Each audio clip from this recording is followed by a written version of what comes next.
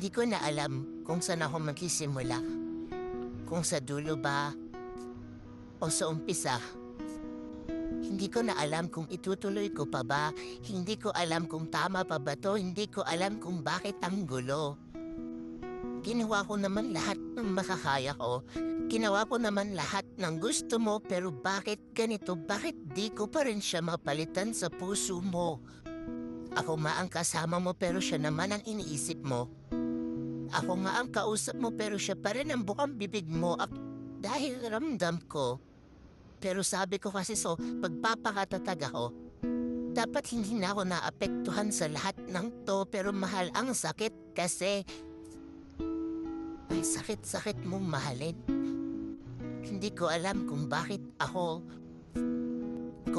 pilit pinaglalaroan ng tadhana ang puso ko, kung bakit ako ang pinili ni tadhana para saktan ng ganito, at kung bakit lagi na lang akong nabibigo. Bakit laging ako? Bakit laging ako yung nasasaktan?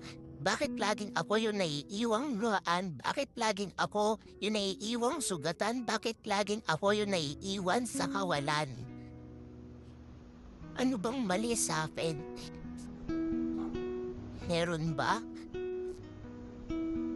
May kulang ba? May sobra ba? Sabihin mo naman para alam ko kung anong gagawin ko.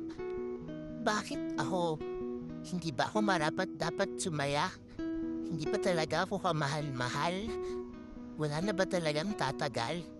Ang sakit mong mahalin, pero kahit anong sakit pa iparanas mo, ikaw pa rin ang pipiliin ko kahit sa paningin ng iba ang tanga-tanga ko.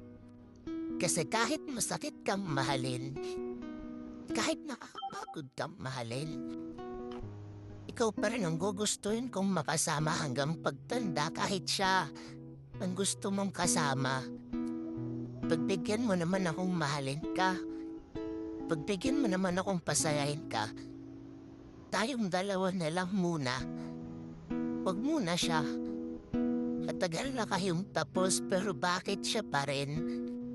Matagal na kayong tapos, pero bakit siya pa rin? Di ba pwedeng ako naman? Tayo naman? Ako na lang? Tayo na lang? Buksan mo naman yung puso mo. Pakiusap, mahal. Ako na lang ang mahalin mo.